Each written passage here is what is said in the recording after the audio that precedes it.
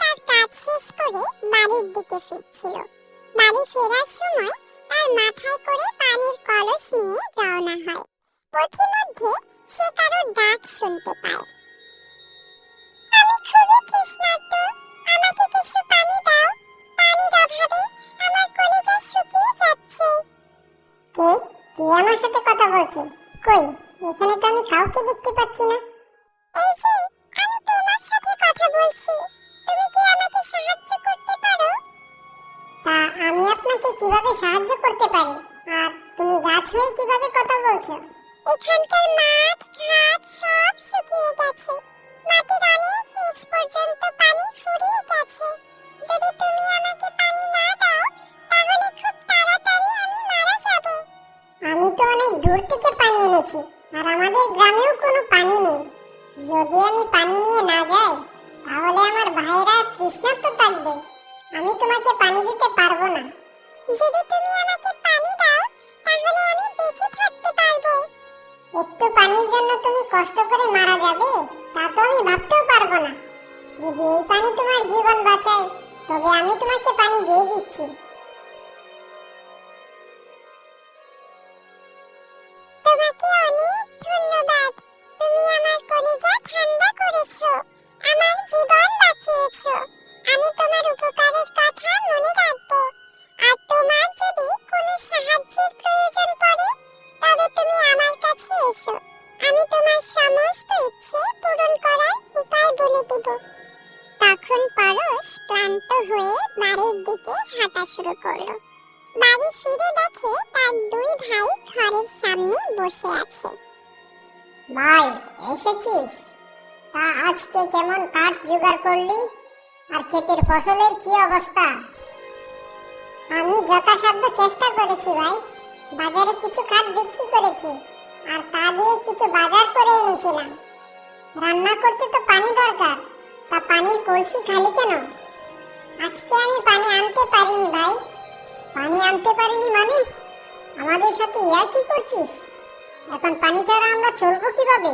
আর কাজে ফাঁকি দেওয়া শিখে গেছিস কবে থেকে? দেখো ভাই, আমি আসার সময় একটি গাছ আমার কাছে পানি চাচ্ছিল। যদি আমি গাছের গোড়ায় পানি না দিতাম তবে গাছটি মারাই যেত, তাই আমার পানির কলস ফাঁকা। আর সেই গাছ আমাকে কথা দিয়েছে, আমরা যেই প্রয়োজনে তার কাছে যাব সে তার সমাধান করে দেবে।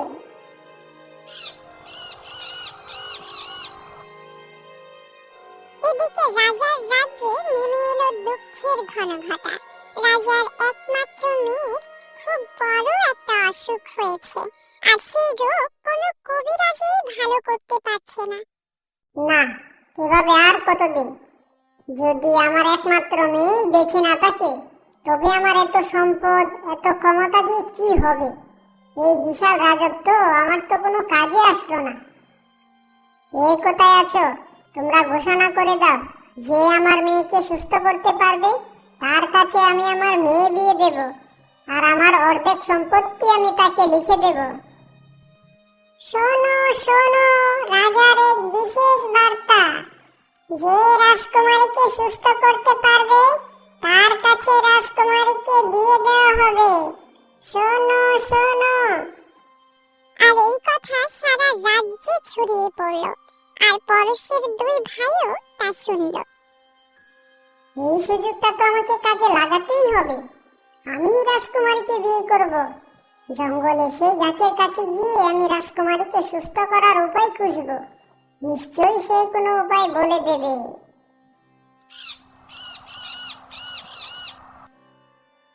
এই বলে পরশের বড় ভাই সেই গাছের কাছে গিয়ে উপস্থিত হয়।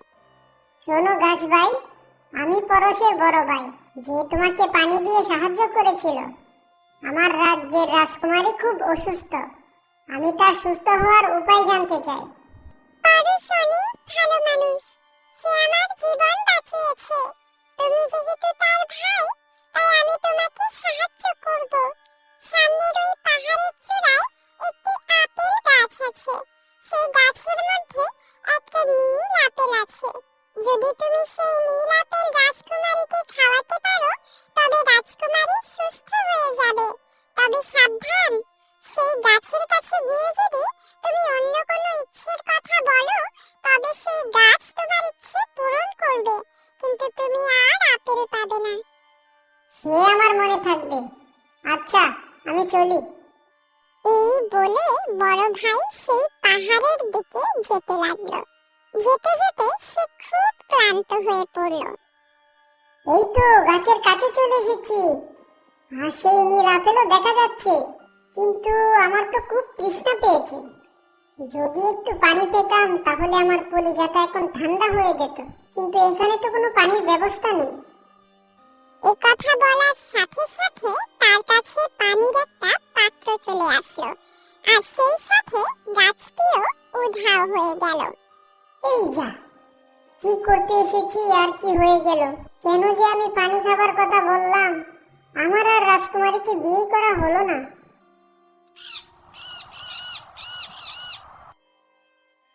এদিকে পরশের মেজ ভাই সেও সেই গাছের কাছে এসে তার পরিচয় দিতে লাগলো। এই যে গাছ ভাই, শুনছো তুমি? আমি পরশের মেজু ভাই। আমার রাজকুমারীকে বিয়ে করার খুব শখ, আর সাথে তার অনেক সম্পত্তি। যদি আমি পেয়ে যাই তবে আমার তো আর কোনো কাজ করার দরকার পড়বে না। তুমি বলো না গো, আমি রাজকুমারীকে কিভাবে সুস্থ করতে পারি? পরশ অনেক ভালো মানুষ, সে আমার জীবন বাঁচিয়েছে। তুমি যেহেতু তার ভাই, তাই আমি তোমাকে সাহায্য করব। সামনের ওই পাহাড়ের চূড়ায় একটি আপেল গাছ আছে, সেই গাছের মধ্যে একটা নীল আপেল আছে। যদি তুমি সেই নীল আপেল রাজকুমারীকে খাওয়াতে পারো, তবে রাজকুমারী সুস্থ হয়ে যাবে। তবে সাবধান, সেই গাছের কাছে গিয়ে যদি তুমি অন্য কোনো ইচ্ছের কথা বলো, তবে সেই গাছ তোমার ইচ্ছে পূরণ করবে, কিন্তু তুমি আর আপেল পাবে না।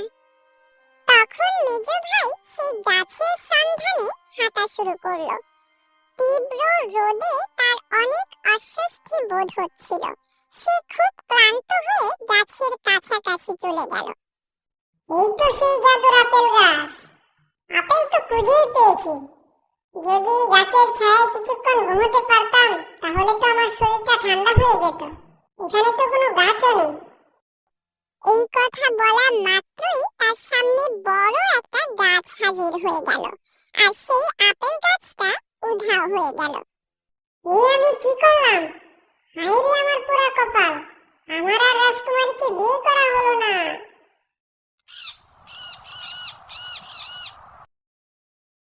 রাজকুমারী খুব অসুস্থ। এই মুহূর্তে তো আমার কিছু একটা করা লাগবে। যাই, রাজভাই বলেছিল সব প্রয়োজনে সাহায্য করতে পারবে, যদি কোনো উপায় খুঁজে পাই। তারপর পরশ গাছের কাছে গিয়ে হাজির হলো। হে আমার উপকারী বন্ধু, তুমি আমায় বলো, আমার রাজ্যের রাজকুমারীকে আমি কিভাবে সুস্থ করতে পারি? তুমি তো বলেছিলে আমায় সহায়তা করবে। তুমি আমার উপকার করেছো, কষ্ট করে আমায় পানি দিয়েছো।